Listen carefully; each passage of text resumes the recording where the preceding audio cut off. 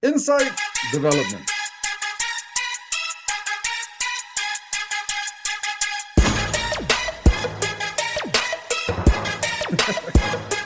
All right. So in insight development, I'm just I used to play recordings of my insights while I was walking my dog, but my wife put a stop to that, and she said, "Would you stop doing that? It sounds so creepy. So just talk. Everyone's watching you as you're listening to yourself talk. We cannot have this." All right. So my insight about hubris. First of all, do you know the word hubris? Yes, I do. Okay. Well, for the viewing public who perhaps does not know, let me put a definition up here so we're all on the same page.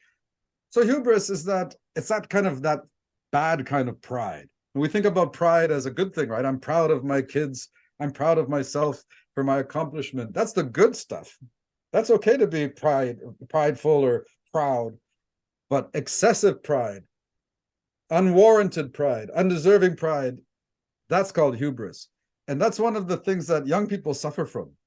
It's kind of young people have a proclivity for hubris.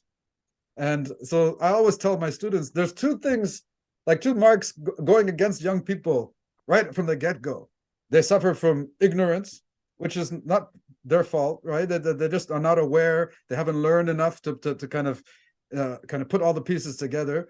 But then they suffer from hubris. This kind of, young people, they don't know what they don't know. There's an expression that says, the smarter I get or the more I know, the less I know. So how can that be? The more I know, the less I know.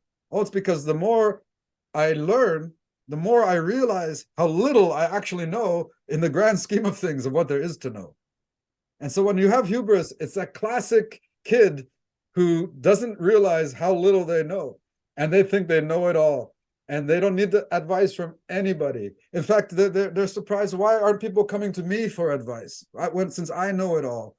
So what do you think about hubris? And, I say it's kind of, young people have a penchant for it, but some older people don't outgrow it. Some older people suffer from it. So what do you think about this? I think it definitely makes sense that young people are more prone to have hubris, but I don't know if being ignorant translates to hubris. You might know that you're probably not the best, but you still want to come off that way.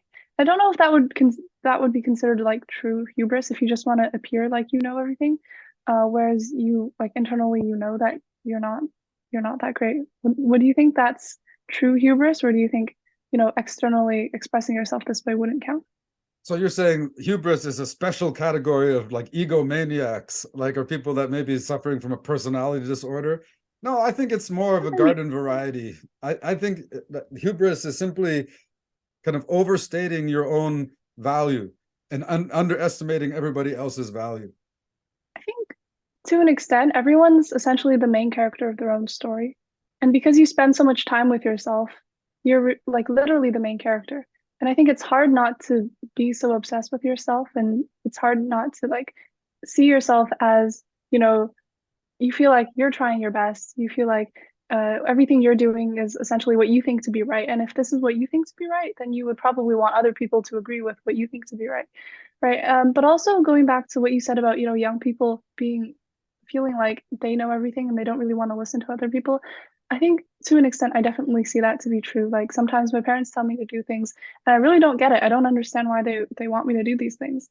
Um, but I feel like as I even like now, as I've gotten a little bit older, I reflect on the things that they told me to do when I was younger, and I see that there is actually truth in that.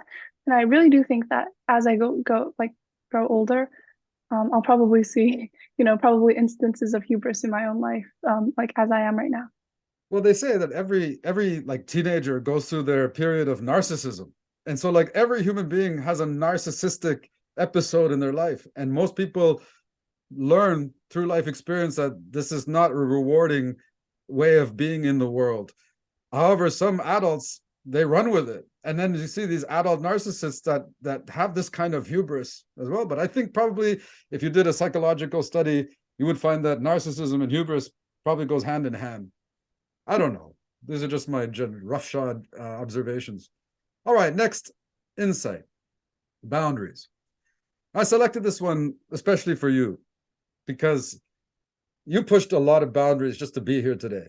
You really did. Like, who would have thought that you would go from being the shyest kid that I've ever met to being the representative of all the kids in the debating program, right? You pushed a lot of boundaries to get here. But part of, you said debating helped you find your voice and helped you kind of come out of your shell and find yourself. But debating itself, the way I teach it anyway, is about pushing boundaries of thinking. And that's what I call insight development. And there's a big emphasis of that when we learn debating. Yeah. Insights, finding insights in your mind, it's like pushing the boundaries of thought, not settling for that first thought that comes to mind. So when everybody looks at something straight, they see the same thing. But debaters learn to look at things from different angles, and then suddenly we see something different that the other person didn't see. So just in that act alone, we're pushing a boundary of thought. And so, but how do we think an original thought? How do we think of something that nobody has ever thought before? And my theory is, if you can create something from nothing, an insight, and then take that insight and use it as a foundation for your next insight, and create an insight about the first insight, and then an insight about that next one, I think then by the time you do that 3 or 4 times, you're going to be in kind of uncharted waters. You're going to be thinking things that nobody's thought before and coming up with ideas. And do you think that's how it works? I think the premise of that definitely allows for really, really good insights, but the fact or like the pursuit to think something that nobody has ever thought before, I don't know if that's possible. Because I don't know. I feel like there's been so many people, so many great, intelligent minds who have thought so many things that I feel like it's probably impossible to, But have they do thought? I mean, something. of course, the topics are narrow or limited, but the way you think about it versus the way I think about it can be so different. The question you ask yourself, which prompted a certain spark that you got, can be slightly different, which leads to a different angle, a different insight. So there's so many little variables and little nuance that can take place that even if someone is kind of more or less thinking along the same train, you guys can be very, very different in your approach. I see it all the time when I ask the same questions and ask students to deliver yes speeches off the same topic. I usually get a very, very different speech. Yeah, I think like if you put it like that, I think definitely because, the way we think probably comes a lot or like what we think of when we think of certain things definitely comes from like our personal experiences and the things that we know, and it's impossible to know exactly what everyone else knows. Like even if you feed 2 people the exact same knowledge, make them read the same books, go through the same classes, I think they'll still have original thoughts. So I don't think it's possible for 2 people to have exactly the same like the exact same brain. So I think if that's true, then probably every thought we ever think is probably original then. I Wouldn't want to that be ask true? you, I want to ask you something. Do you think it's in our nature? Do you think every person is trying to push the boundaries like that? That's what being a human is all about, is striving to push further, to go further, to see what we're all about? Or is it just certain people that do that? And certain people that want to do that? I feel like it's certain people probably because I feel like the vast majority of people want to fit in and want to like go with the crowd and just create a happy life for themselves and not necessarily push these boundaries as you say. I think not everyone is probably capable of that. Not everyone has the courage to do that, I think.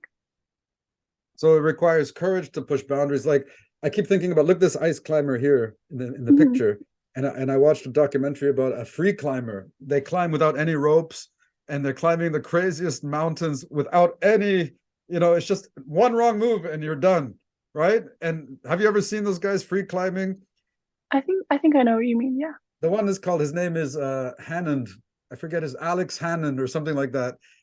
In any case, he said his body, when he's up there in some crevice and against a mountain, and there's nowhere to go but up. Like he can't give up, he can't change his mind, he has to complete his mission or he's dead.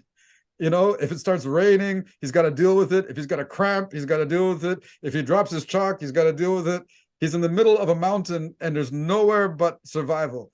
And so how does it, he says, when he says he's scared, of course, but he has to suppress his fear in order to do that. So his body is screaming, stop doing this. This is so unnatural. I don't want to be here on the side of a mountain. I could fall at any moment. but he has to suppress that fear at every moment and maintain control and composure, because if he allowed the fear to come through, he would then seize up physically and fall. So it's such Mhm. a mental game. What do you think about that? Yeah, and I think just this seems like a really extreme case, but I really feel like not everyone is capable of doing that. The vast majority of people won't put themselves in that situation. So that's really to show how, some people like the person you mentioned are meant to push these boundaries and really want to push these boundaries, while most people would just completely, back out of it. So So it's I interesting. don't think So I it's think we can agree then, based on this discussion, that pushing boundaries is not for everybody. And there are certain people who kind of lean into it. And definitely debating is an activity where we push boundaries, right? We have to push through our fear. We have to push through our discomfort. We have to push through our mediocrity and try to do something special. So I think if you're drawn to debating, you're kind of already that kind of person who doesn't mind pushing the boundaries. You know what I mean? So yeah, I I think wonder so. how do we identify people who are those kind of people? Because it seems to me that it's those kind of people that are actually going to be out there changing the world and pushing the envelope and showing us what's possible. I guess maybe you can get them to sign up for your program and see how long they last. How long they last. Exactly right. Next up,